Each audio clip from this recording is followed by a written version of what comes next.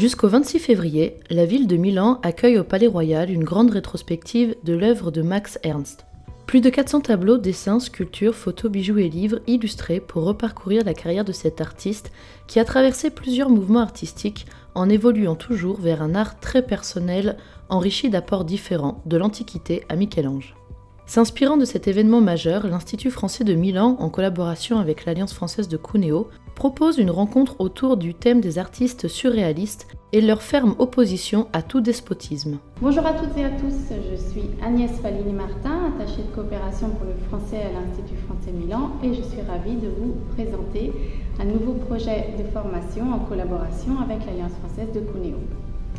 L'année passée, nous vous avions proposé un cycle de formation en histoire de l'art autour de l'œuvre de Monet. Cette année, nous nous sommes inspirés de l'exposition de Max Ernst au Palais Royal de Milan pour proposer des conférences autour du surréalisme et de la guerre. Max Ernst est mort à Paris en 1976, de triple nationalité allemande, américaine et française, et c'est un peintre du surréalisme reconnu comme tel par ses pairs, en particulier Marcel Duchamp. Proche de Paul Éluard et de sa femme Gala, il vivra quelque temps avec eux dans leur maison près de Paris et il décore des murs de cette maison dont vous retrouverez ces fresques à l'exposition de Milan. Alors, venez nombreux à suivre cette formation, ces conférences et visiter l'exposition de Milan. À bientôt!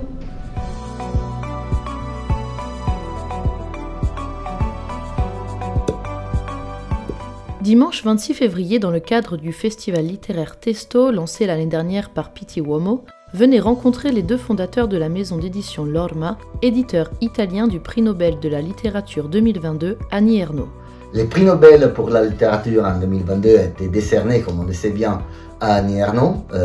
Nous, Lorenzo Flabbi et Marco Federici Solari, en sommes les heureux éditeurs et j'en suis le traducteur en Italie depuis une dizaine d'années.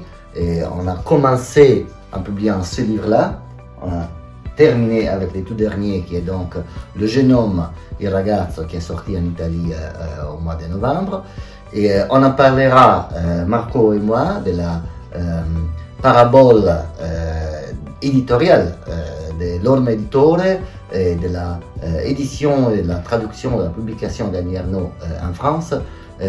Dimanche 26 février à Florence, dans la belle occasion d'une manifestation éditoriale autour des livres qui s'appelle Testo, donc, et sera Marco Federici Solari qui me posera des questions en tant qu'éditeur, moi qui lui posera des questions autant que son éditeur, traducteur et tout ça, et donc on se voit à Florence dimanche 26, c'est ça, février.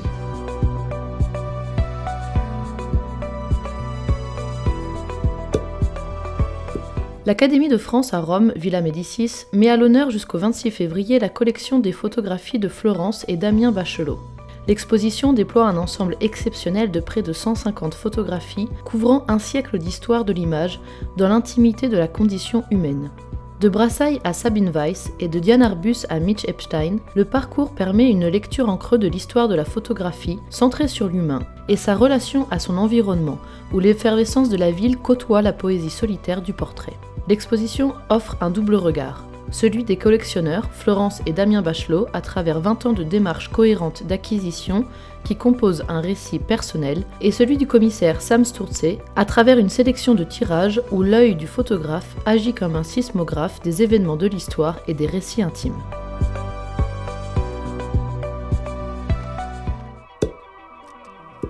Festival précurseur ayant pour vocation de mettre en lumière la jeune génération de cinéastes, My French Film Festival invite chaque année les internautes du monde entier à découvrir en ligne une sélection de longs et courts-métrages francophones présentés dans les plus grands festivals internationaux. Pour sa 13e édition, le festival revient avec de nouveaux films, de nouvelles plateformes partenaires et des lancements en salle dans plusieurs territoires. C'est du 13 janvier au 13 février 2023 que les cinéphiles du monde entier auront accès aux 10 longs métrages et 10 courts métrages en compétition, dont un long métrage et un court métrage belge. Les internautes sont invités à voter pour leurs films préférés et à les commenter sur les réseaux sociaux.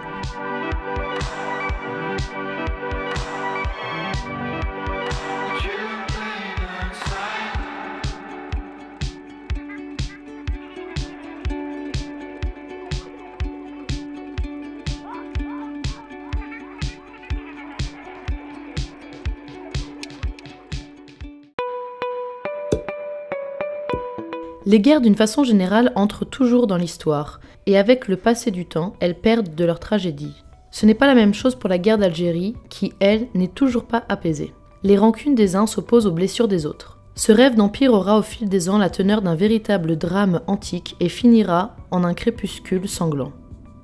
C'est ce que nous verrons ensemble dans la conférence consacrée à la décolonisation le 23 février, tenue par Mireille Zambonato de l'Alliance française de Vérone.